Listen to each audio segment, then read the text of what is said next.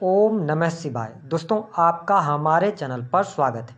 आज के इस कार्यक्रम में हम आपको जानकारी देने वाले हैं ग्रहों के राजा सूर्यदेव 16 अगस्त 2024 को अपना राशि परिवर्तन करने जा रहे हैं।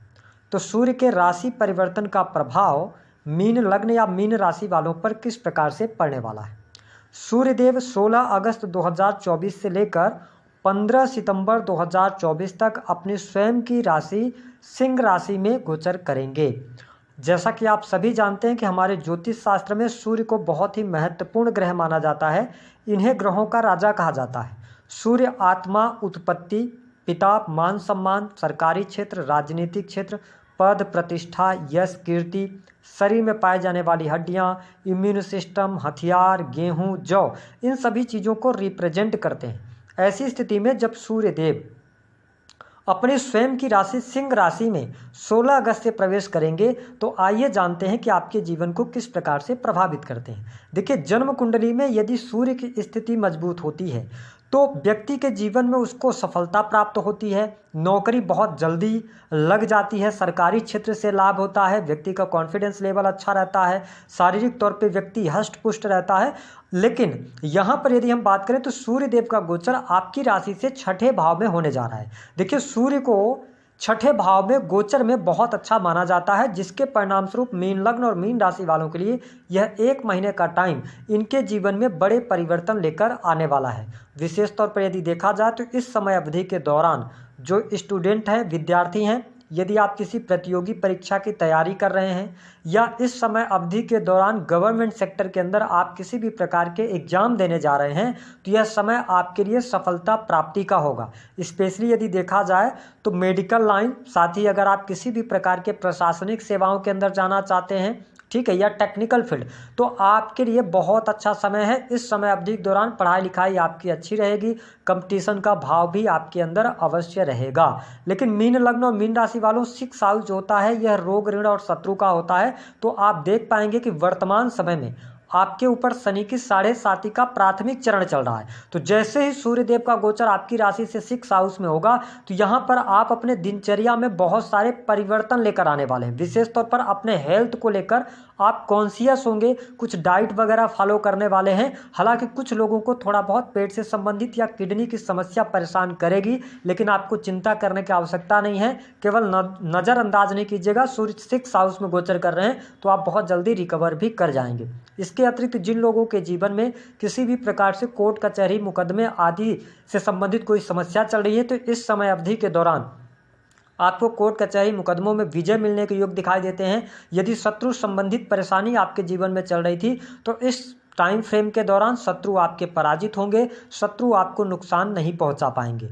जो मीन लग्न अथवा मीन राशि के जातक ऑलरेडी सरकारी पदों पर हैं उनके लिए बहुत अच्छा समय रहेगा। इस समय अवधि के दौरान आपकी ख्याति बढ़ेगी, मान सम्मान की आपको प्राप्ति होगी, साथ ही सरकारी क्षेत्र में रुके हुए कार्य आपके बनेंगे, सरकारी क्षेत्र से आपको लाभ प्राप्त होगा। स्पेशली अगर देखा जाए तो आप किसी भी प्रकार के बिजनेस के अंदर भी हैं, कंसल्टिंग का काम करते हैं या इसके अतिरिक्त आप टीचिंग लाइन के अंदर हैं, किसी भी प्रकार के यदि आप बिजनेस से भी जुड़े हैं तो यह समय ट्रेमेंडस ग्रोथ आपको देने वाला है, क्योंकि कॉन्फिडेंस लेवल आपका इस समय अवधि के दौरान बेहद ही शानदार रहने वाला है। हालांकि थोड़ा सा मीन लग्न और मीन राशि वालों इस समय अवधि के दौरान आप देख पाएंगे कि प्रेम संबंधों में उतार चढ़ाव की स्थिति जरूर रहेगी। लेकिन अभी तक जो बहुत ज़्यादा प्रेम संबंधों में आपको दिक्कतों का सामना करना पड़ रहा था तो उन तमाम परेशानियों से आप बाहर निकलेंगे।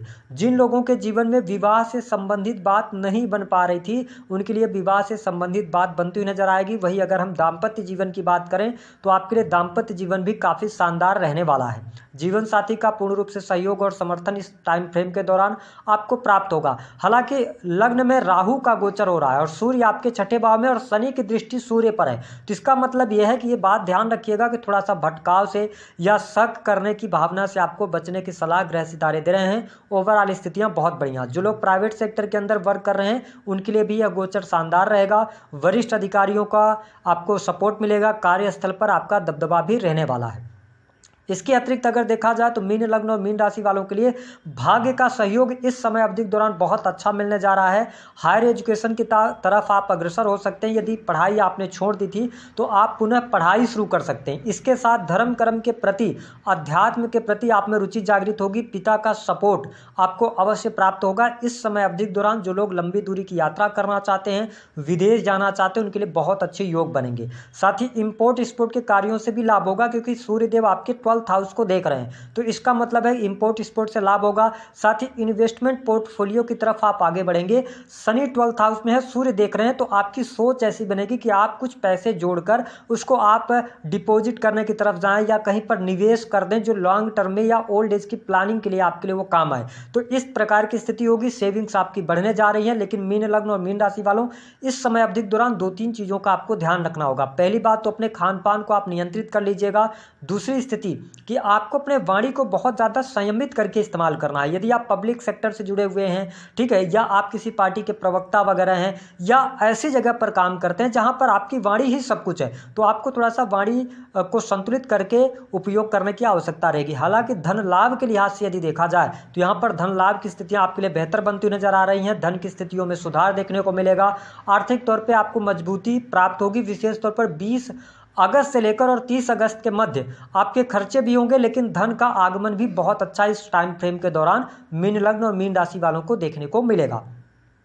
अब हम बात कर लेते हैं कि आपको उपाय क्या करना है। देखिए, कई बार आपके जीवन में ऐसा होता है कि आपकी बार बार नौकरी लग रही है और इसके बाद आप लंबे समय तक एक नौकरी में टिक नहीं पा रहे हैं, या आपके जीवन में नौकरी को लेकर कोई समस्या चल रही है, आप प्रयास कर रहे हैं, आपको नौकरी नहीं मिल रही है, तो आपको क्या उपाय करना चाहिए। देखिए, नौकरी और स्टेबिलिटी को लेकर 2 ही प्लैनेट जो होते हैं वो जिम्मेदार होते हैं। अब अगर हम गवर्नमेंट सेक्टर की बात करते हैं तो उसमें सबसे इंपॉर्टेंट रोल होता है सूर्य का, और दूसरा जो रोल होता है वो सैटर्न का होता है। जो आपके जीवन में स्टेबिलिटी लेकर आते हैं वो शनि ग्रह लेकर आते हैं। तो आपको उपाय क्या करना, मीन लग्न और मीन राशि वालों, सबसे पहला उपाय आपको ये करना है कि नशे से आपको दूरी बनाना है। यदि आप नशे वगैरह करते हैं तो थोड़ा सा ध्यान रखें, मंगलवार और शनिवार के दिन नशे से आप बचें। दूसरा कि आप सुबह उठने की आदत डालें और उगते हुए सूरज को आप देखें, 5 मिनट ही सही आप उगते हुए सूरज को देखें। उसके बाद नहाने धुलने के बाद एक तांबे के लोटे में आप जल ले लें, उसमें रोली मिला लें और उसके बाद लाल मिर्च के 21 दाने डालकर भगवान सूर्य को आप अर्घ्य देना शुरू कीजिए। 3 महीने लगातार इस उपाय को, यानी कि 90 दिन तक लगातार इस उपाय को करते हैं तो आपकी नौकरी में शुभता अवश्य मिलेगी। दूसरी बात कि यदि आपके जीवन में बहुत ज़्यादा नौकरी को लेकर समस्या चल रही है, नौकरी बार बार लगती है और छूट जाती है, तो आपको प्रत्येक शनिवार कम से कम 7 शनिवार लगातार शनि मंदिर जाना चाहिए और शनिदेव के पैरों की पूजा करनी चाहिए। संभव हो सके तो आप शनिदेव की पूजा अर्चना करें, वहीं पर ओम सम शनिश्चराय नमः मंत्र का जप करें और उसके बाद आप हनुमान जी का दर्शन करें। बस हनुमान जी से दर्शन करते समय नौकरी में स्टेबिलिटी के लिए आप प्रार्थना करें। इस उपाय को आप अगर लगातार करते हैं तो आपको लाभ अवश्य देखने को मिलेगा। तो दी गई जानकारी पसंद आए तो